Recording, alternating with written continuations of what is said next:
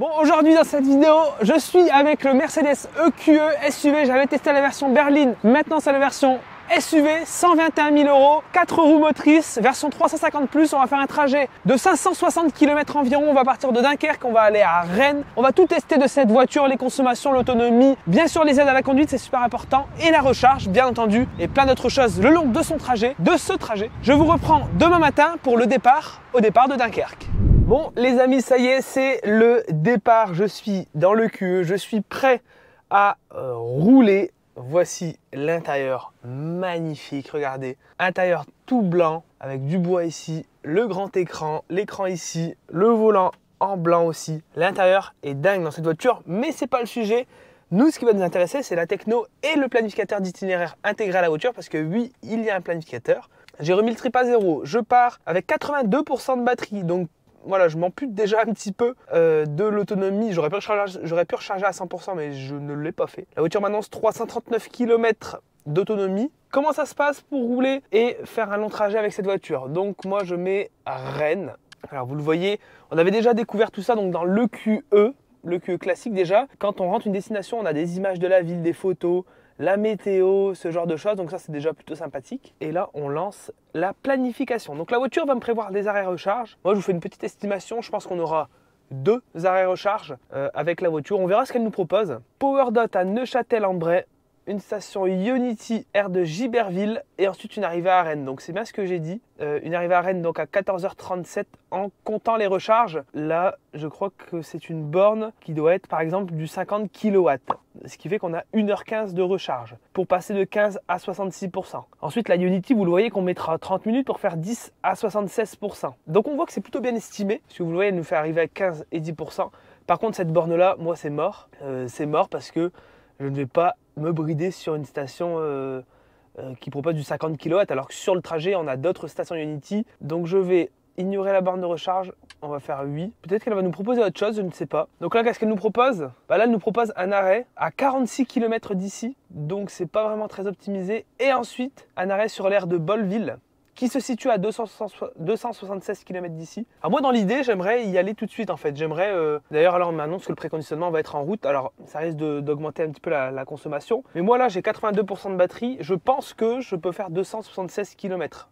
Je ne sais pas, on verra. Au pire des cas, on s'adaptera. Mais là, je vais commencer à rouler. Je ne vais pas m'arrêter ici, clairement, parce que je n'ai pas envie de rouler seulement 30 minutes et déjà m'arrêter. C'est un peu ridicule. Donc je vais déjà commencer à rouler et on verra ce que la voiture nous propose par la suite. Donc pour ne pas activer le préconditionnement en roulant, je ne vais tout simplement pas lancer l'itinéraire tout de suite. Ça sera mieux parce qu'en fait si j'ai le préconditionnement, je vais consommer plus et donc je pourrais peut-être pas atteindre ma destination, donc l'aire de Bolleville. Je pense que je vais pouvoir parcourir 276 km. Je ne sais pas, on verra.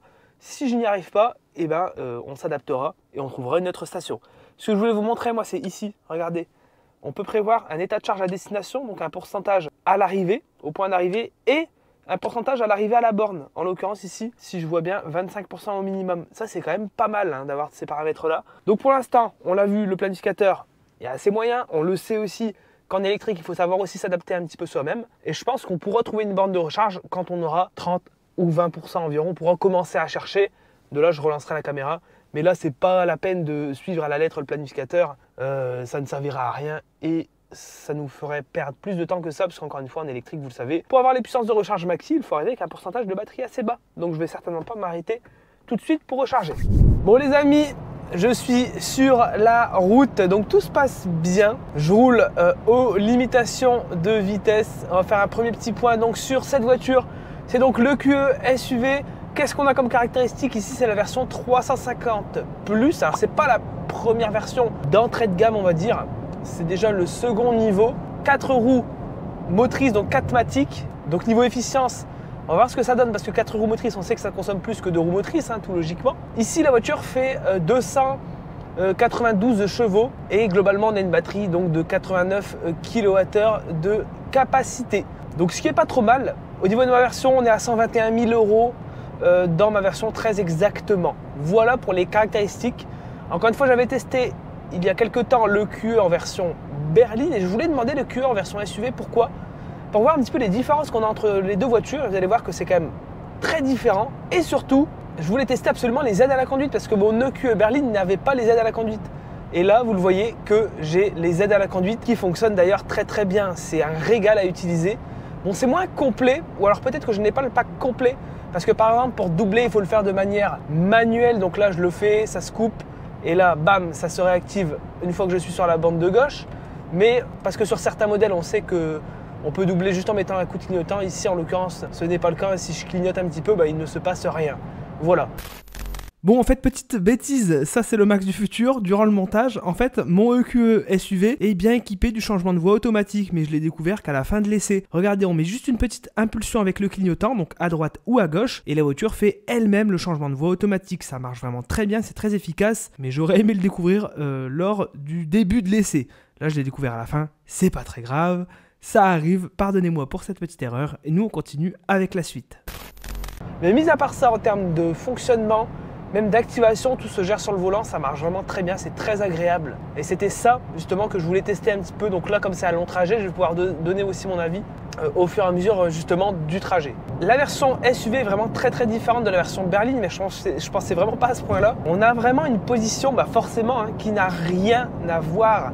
Ici, on est tellement plus haut, on n'est pas du tout en position allongée, on est vraiment dans une position SUV. Et je dois vous avouer que j'étais mieux installé dans la version berline. Alors peut-être c'est une préférence personnelle, mais là on est vraiment assis trop en position SUV et moi je suis pas vraiment très fan, je vous avoue. J'ai jamais trop réussi à trouver ma position idéale, tandis que dans le QE classique, moi j'avais pas ce problème. Par contre le confort en lui-même, les fauteuils, l'amortissement et les bruits d'air, alors là c'est divin. C'est très bien feutré, il n'y a rien à dire. On est vraiment dans un véhicule coûteux, ça se ressent, ça se sent. Donc voilà, il n'y a aucun problème, c'est très agréable, très silencieux, très calme sur long trajet. Bon, si on relance un petit peu le planificateur d'itinéraire, on va mettre Rennes. On va voir ce que la voiture nous propose parce qu'encore une fois, j'aimerais viser la station sur l'aire de Bolleville, mais la voiture n'a pas l'air de... Ah bah voilà, là la voiture me dit qu'elle ne peut pas trouver d'itinéraire avec des arrêts recharge automatiques. Donc ce qu'on va faire, c'est qu'on va directement mettre l'aire de Bolleville. Alors attends, on va essayer avec la dictée vocale. Aller sur la station de recharge Ionity aire de Bolleville. J'ai trouvé ces résultats-là. Yeah, c'est bien ça. Tac, on va mettre ça. La dictée vocale marche vraiment bien dans cette voiture. Bon là, la voiture me dit forcément que je peux pas y arriver. Cette question est trop difficile pour moi. Non mais c'est bon, j'ai plus besoin de toi, tu peux t'arrêter. Merci. Souhaitez-vous faire? Non, c'est bon, j'ai plus besoin de toi. C'est ça le problème, c'est que la dictée vocale ne se coupe plus. Désolé, je ne sais pas. Mais stop, tais-toi. La dictée vocale marche vraiment bien dans cette voiture. Bon alors là, je n'ai bizarrement aucune information pour ce qui est de mon pourcentage d'arrivée. Voilà. Bon, tout ce que je sais, c'est qu'il y a 212 km à parcourir. La voiture m'annonce 252 km d'autonomie. Donc en théorie, ça devrait passer. Mais écoutez, on verra bien. Alors très clairement, là, au niveau de mes consommations, donc depuis mon trip, depuis mon départ, je suis à 27,1 kWh au 100. J'ai réussi à faire moins. En remontant la voiture de Paris jusqu'à Dunkerque, j'ai réussi à faire beaucoup moins. Donc là, c'est élevé. Mais ça ne me choque pas vraiment parce que cette autoroute fait qu'on consomme vraiment beaucoup. Il y a beaucoup de vent systématiquement ici. Et c'est un petit peu vallonné, donc c'est une autoroute qui est très gourmande. Enfin, le planificateur vient de se réveiller. Là, clairement, je ne peux pas y arriver. Et la voiture me propose un arrêt sur l'aire Total Énergie, sur l'A28. Une arrivée avec 7%, donc pas une grosse marge. Donc écoutez, on verra un petit peu comment ça va se passer. Bon, moi du coup, ce que je fais, c'est que je continue à rouler. Je vous reprends quand j'ai 30% de batterie pour relancer le planificateur et voir où est-ce qu'on s'arrête exactement. Bon les amis, la voiture me propose toujours aucun arrêt pertinent. Elle me propose un arrêt sur une station PowerDot à 20 km d'ici. Donc très clairement, c'est pas vraiment optimisé. Donc là, il me reste 30 km avant d'arriver sur une première station Ionity. Alors, ça va être juste un arrêt hyper court. Pourquoi? Ça va être un petit top-up, on appelle ça comme ça, pour me permettre d'atteindre la fameuse station de Bolleville. Voilà, comme je suis un petit peu juste, je vais injecter quelques kilowattheures dans la batterie, ce qui va me permettre d'avoir une petite marche parce que sinon, je pense que je pourrais pas l'atteindre. Sur ce trajet Dunkerque-Rennes, il n'y a que du Ionity et j'ai pas envie d'aller autre part. Je connais bien toutes les stations globalement, donc j'ai envie de partir sur du Ionity. Ça sera bien plus intéressant, bien plus efficace finalement pour ce trajet que de sortir de l'autoroute, d'aller sur des stations un petit peu à droite à gauche qui me feraient perdre du temps. Tandis que là, toutes les stations Ionity sont sur l'autoroute. Là, encore une fois, c'est le départ, donc les consommations sont assez élevées. Bon, je suis à 26,8, donc ça commence à se tasser un petit peu. Il me reste 48% de batterie. Donc encore une fois, je vais peut-être mettre 10-15% dans la batterie pour me permettre d'aller sur la station de Bolleville. Donc c'est pas le plus optimisé, très clairement, mais voilà, parfois il faut savoir un petit peu s'adapter. Et voilà, c'est ce qu'on va faire, remettre un petit peu d'énergie pour pouvoir continuer la suite. Bon les amis, je suis arrivé sur la station, l'aire de la baie de Somme. Il y a un beau BMW iX à côté, le concurrent de ce EQE. Alors, 39% de batterie, 27 kWh au 100, j'ai roulé 1h21, encore une fois, ce n'est qu'un petit arrêt recharge. On va juste remettre un petit peu d'énergie, pourquoi? Parce que la suite du trajet, et oui, je passe même pas par le planificateur. 136 km à parcourir, 1h23 de route, donc voilà. Je préfère la jouer safe, encore une fois, c'est absolument pas optimisé. Alors, on va prendre la trapette ici, hop, hop. Alors pareil, le problème c'est que lorsqu'on connaît pas vraiment la voiture, c'est qu'on n'est pas sûr exactement des capacités. On n'est pas sûr de quoi est capable la voiture. Alors là, il faut que je scanne ma petite carte. Donc j'ai une carte Mercedes, on le voit, 54 kW, 39%, 88, ça monte tranquillement. La voiture est donnée pour 170, donc c'est pas dingue.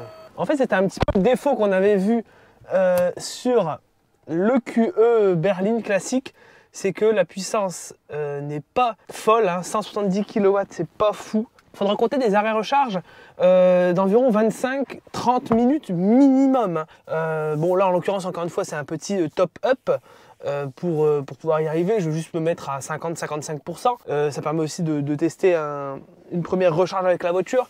Mais très clairement c'est pas fou en termes de puissance. Par contre la courbe est vraiment très bonne, c'est-à-dire que la voiture prend sa puissance pendant une longue période, durant une longue durée, donc ça c'est quand même plutôt cool, c'est quand même plutôt sympa. Mais voilà, c'est pas rapide du tout. Et finalement sur long trajet, par exemple un BMW iX comme j'ai juste à côté là, sera plus performant puisqu'il recharge à 200 kW, 195-200 kW, donc c'est plus. Et on gagne quand même plus de temps finalement sur un long trajet quand on met tout bout à bout. Voilà les amis, c'est parti, donc une recharge de 10 minutes. C'est exactement donc ce que j'avais prévu. Voici le bilan là juste en dessous, le bilan donc de cette recharge. Donc moi maintenant je suis sûr de pouvoir aller sur la station, donc l'aire de Bolleville, la prochaine aire Ionity qui se situe donc à 136 km d'ici. Vous le voyez, on a une réelle expérience sonore dans cette voiture. On a un système son, regardez, qui reproduit un petit peu une ambiance. Ça c'est quand même assez sympa. Bon, on aime ou on n'aime pas, mais ça rajoute quand même toute une atmosphère, toute une ambiance dans cette voiture qui est quand même plutôt intéressante. Bon, par contre ça marche pas super fort, hein. Les 292 chevaux marchent surtout quand on est par exemple sur un 0 à 100. Là le départ est assez fulgurant, mais quand on est lancé comme ça, les reprises sont pas folles. C'est largement suffisant bien entendu, mais si vous voulez plus de puissance, il faudra aller sur la version au-dessus. On a des versions AMG, etc. qui font plus de 600 chevaux. Bon là je pense qu'on doit être dans un autre monde, mais là ici encore une fois sur cette version, voilà, c'est pas transcendant. Alors là regardez, j'ai relancé donc la planification et la voiture me propose bien un arrêt sur l'aire de Bolleville avec une arrivée à 10% de batterie. Donc vous le voyez que j'ai finalement bien fait de remettre un petit peu de charge là dans la voiture, parce que c'est vrai que les consommations là, on est encore à 27 kWh au 100. Un arrêt de 24 minutes selon la voiture. Donc sur la station Ionity aire de Bolleville, elle me propose un arrêt jusqu'à 66% et ensuite elle me propose de reprendre la route. Donc peut-être que nous on ira jusqu'à 80% pour pouvoir rouler plus par la suite.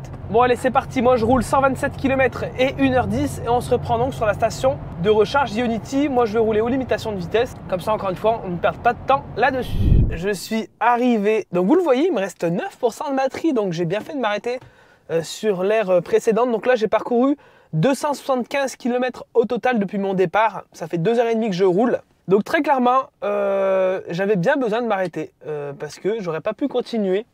Alors, la voiture m'indique 24 minutes pour passer de 9 à 65%. Donc encore une fois, c'est pas fou. Alors je sais que sur l'EQE, moi j'avais le plug and charge. Est-ce que ça va lancer la recharge? Non, je dois absolument scanner du coup. Ah bah si, bah vous le voyez. En fait, l'autre station Ionity de tout à l'heure n'avait peut-être pas le plug and charge d'activer puisque c'était des anciens modèles de borne. Ici on est sur les nouveaux modèles entre guillemets et celle-ci a bien la compatibilité plug and charge. Donc ça c'est quand même sympa. Globalement, si vous n'avez pas de plug and charge ou autre pour lancer une recharge chez Ionity, lorsque vous roulez en voiture électrique, vous pouvez utiliser l'application mobile qui marche plutôt bien. Vous pouvez scanner aussi le QR code qui est donc ici, ou alors vous avez les cartes de recharge comme ce que j'utilise aujourd'hui. Donc vous avez ChargeMap, Ulysse, Plug Surfing, ce genre de cartes là qui font parfaitement le boulot finalement. Alors ici, la puissance monte très timidement, hein. Je suis à 9% et là on prend la puissance. Moi je pense que je vais prendre, j'espère, plus de 100 kW quand même, parce que là la station était bien rentrée dans le GPS, donc en théorie j'ai un petit peu de préconditionnement de batterie. Et là oui, bon, on le voit, 121 kW, donc c'est pas trop mal. Ah bon, on s'approche de la promesse de la marque, hein, 165 kW, mais ça reste encore finalement peu pour un véhicule vraiment de cette catégorie. Alors là, l'écran, pourquoi ne m'affiche plus la recharge? Ah, ça a planté. Charge stoppée, ok, nickel, bah super. On aime ça, on adore. Vous voyez comme quoi, il faut toujours surveiller. Parce que là, si vous partez, vous branchez et vous partez, bah, la recharge se coupe, donc c'est pas vraiment super agréable. Donc là, ça va se relancer, c'est dommage. On va quand même bien faire attention hein, que ça ne se coupe pas, ça serait quand même vachement relou. Bon allez, là c'est parti, on espère que ça se coupe pas par contre. 121 kW, 12%, bah écoutez, je pense que je vais rester jusqu'à 70 ou 80% de batterie et ensuite on fait le point à la fin. Bon les amis, ça y est, ma recharge est enfin terminée, je dois vous le dire. Et vous l'avouer, c'est un petit peu long. En fait, on attend vraiment la voiture. 32 minutes quand même. Hein. Bon, j'ai récupéré 69 kWh, donc là je peux rouler tranquille. Et une puissance de 96 kW à 80% de batterie. Alors, comment se passe la suite du trajet? Je vais remettre Rennes dans le GPS. Le coût au 100 km va être très élevé dans cette vidéo. Moi, je parle en prix brut Ionity. Avec l'abonnement, par exemple, Ionity Passport, vous pouvez faire réduire quand même de pas mal le prix du kilowattheure et donc le prix des recharges. En l'occurrence, ici, je n'ai pas l'abonnement Ionity Passport. C'est donc la carte Mercedes qui m'est fournie. Donc peut-être qu'il y a des tarifs préférentiels là-dessus. Je ne sais pas, je vais vérifier. Oui, alors petit aparté justement concernant les tarifs, bien entendu ici, hein, et vous l'avez vu dans les différents récaps des recharges, que j'indique le prix brut Ionity, donc de 59 centimes par kilowattheure, mais j'indique aussi le tarif préférentiel, en l'occurrence ici celui de Mercedes, avec la carte Mi-Charge. On a différentes formules hein, au sein de cette carte Mercedes qui permettent de faire réduire le coût du kilowattheure, quand même de façon assez intéressante, de 48 centimes du kilowattheure jusqu'à même 39 centimes du kilowattheure. C'est d'ailleurs le prix sur lequel je me suis basé pour faire les différents récaps et le bilan aussi à la fin. Donc voilà, bien important à prendre en compte lorsque vous voyagez en électrique. Vous pouvez encore une fois réduire assez facilement, mine de rien, le prix des recharges et le coût total du trajet en passant par des abonnements ou même des stations de recharge des opérateurs qui proposent des prix du kilowattheure assez intéressants. Mais c'est vrai que c'est en prix brut 59 centimes du kilowattheure, oui, le coût est élevé. Après, on est sur un véhicule quand même... Oh, il y a un beau moustique là-bas. On est sur un véhicule quand même qui est cher, coûteux, donc je ne sais pas ce que regardent les propriétaires au premier abord. Voilà, quand on achète une voiture à ce prix-là, je peux vous dire que le prix de la recharge, c'est peut-être un petit peu plus secondaire. Passons. Vous le voyez là, en lançant l'itinéraire, la voiture m'indique de faire une recharge ici même, hein, de 24 minutes pour passer de 80 à 97% de batterie pour arriver à Rennes en une seule charge, en une seule traite en tout cas, avec 10% de batterie. Donc c'est clairement pas optimisé, c'est pas le top du tout, c'est dommage. Moi ce que je vais faire, c'est que je vais continuer à rouler. Prochain arrêt, on s'arrêtera pour recharger, certainement encore une fois chez Ionity. Je vais en profiter donc pour prendre ma pause déjeuner pour manger, donc ça va être de la recharge en temps masqué. Donc là clairement avec ce que propose la voiture ici, on le voit que si on suit à la lettre le planificateur, c'est pas optimisé, c'est dommage. C'est clairement dommage que la voiture ne propose pas un arrêt plus loin. Je vous avoue que je comprends pas trop pourquoi elle nous fait ça. Donc moi je vais continuer à rouler et pareil quand on aura 30 ou 20% de batterie, on trouvera une station de recharge où s'arrêter. Voilà. Bon allez, c'est parti, je reprends la route, on se reprend donc tout à l'heure. Bon les amis, toujours sur la route avec la voiture. Bon globalement, il y a une station Ionity qui se situe là dans une demi-heure de route encore. Je vais m'arrêter parce qu'il sera midi, encore une fois. Ça va être le moment pour moi de faire une pause déjeuner finalement. Donc ça sera du temps masqué. Et finalement là, comme j'arrive à bien avancer, je roule à 130. Donc finalement ça se passe plutôt bien. Donc finalement je vais m'arrêter là-bas. Je pourrais continuer un petit peu plus loin, mais encore une fois, il n'y a pas de station Ionity après. Il faudrait que je sorte de l'autoroute, que j'aille un petit peu chercher à droite à gauche. Donc j'ai pas forcément envie et cette aire-là sera parfaite pour s'arrêter en temps masqué et recharger tranquillement la voiture. Mes consommations finalement ne baissent pas, hein. Je suis toujours à 27,3 kWh au 100. Clairement, je suis assez surpris, je m'attendais à avoir moins. On voit que la voiture est sensible au vent, parce que là aujourd'hui il y a un peu de vent.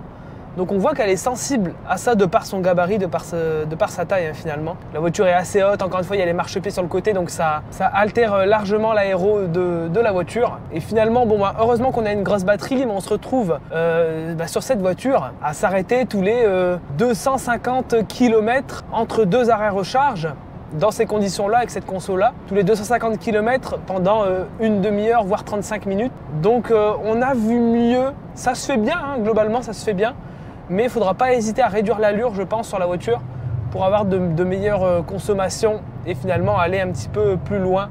Encore une fois, en allant moins vite, on va plus loin. C'est ce qu'il faudra retenir. Bon, par contre, toujours bien installé. J'ai pas l'impression de faire autant de kilomètres. Ça se passe vraiment bien, je suis pas cassé. On est bien installé.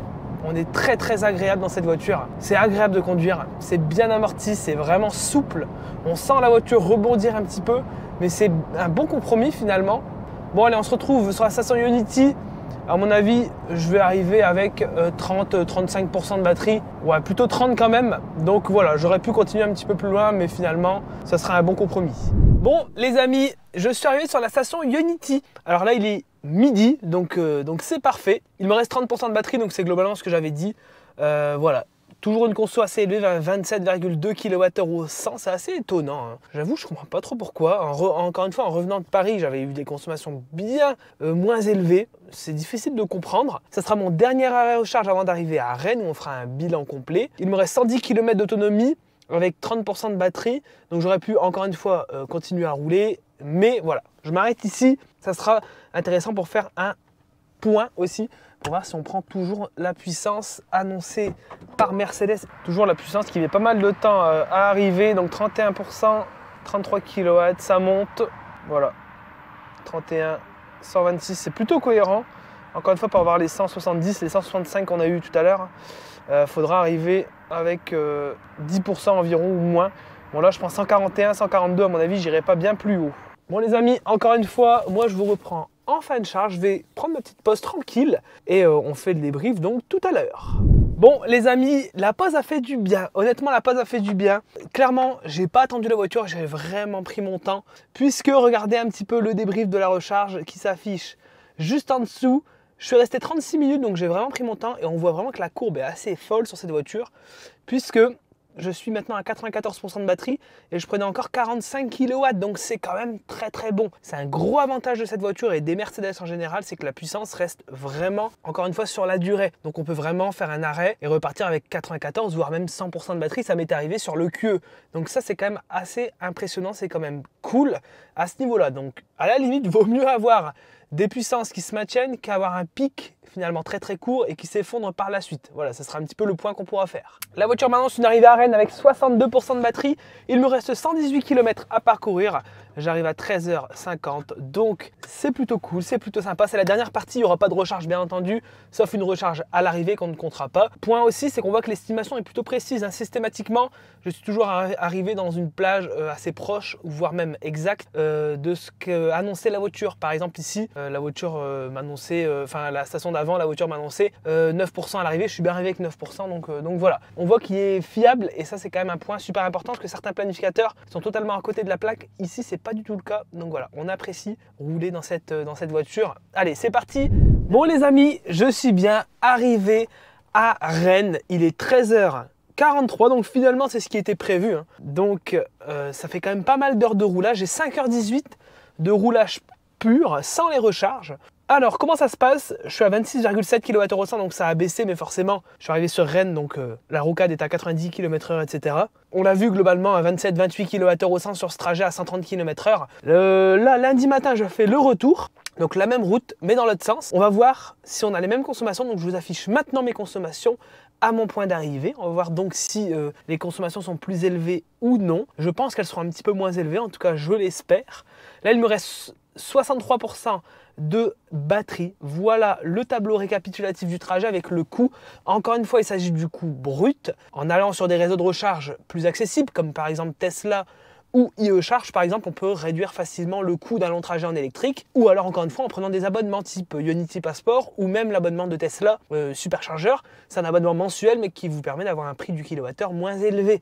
Bon là je vais faire à nouveau une petite aparté pour ceux qui aiment les chiffres. Alors j'ai fait le trajet donc dans le sens retour le lundi matin et regardez, je vous affiche en vert les données de mon trajet retour qui est donc absolument identique à mon trajet aller et on voit qu'il a été quand même bien différent du point de vue des consommations et donc du coût total que je vous laisse donc regarder en mettant pause. C'est super intéressant mais on voit que les consommations ont un impact quand même assez significatif sur le prix total d'un trajet en électrique. C'est pour ça qu'il est absolument essentiel d'avoir des véhicules efficients. En tout cas, pour que le véhicule électrique soit intéressant financièrement sur long trajet. Donc voilà, je vous laisse regarder tout ça parce que c'est super intéressant et moi je vous laisse avec le mot de la fin. Mais voilà, en tout cas pour ce qui est de ce EQE, on voit que c'est une très bonne voiture, une très bonne machine à rouler. On aimerait juste au fur et à mesure du temps que Mercedes améliore les vitesses de recharge. Même si la courbe encore une fois est très bonne, les vitesses de recharge ne sont pas très élevées. Donc finalement, se retrouver à attendre une demi-heure facilement entre chaque recharge, ça peut être un petit peu contraignant quand même par rapport à d'autres véhicules. Mais globalement, moi je suis très bien, je ne suis pas cassé et c'est un trajet très agréable finalement si on fait un petit peu le bilan. Tout s'est très bien passé. Donc c'est quand même le principal. Bon allez, je pense que c'était un bon mot de la fin ça. Allez, je vous dis à la prochaine dans une prochaine vidéo. C'était Max. Ciao!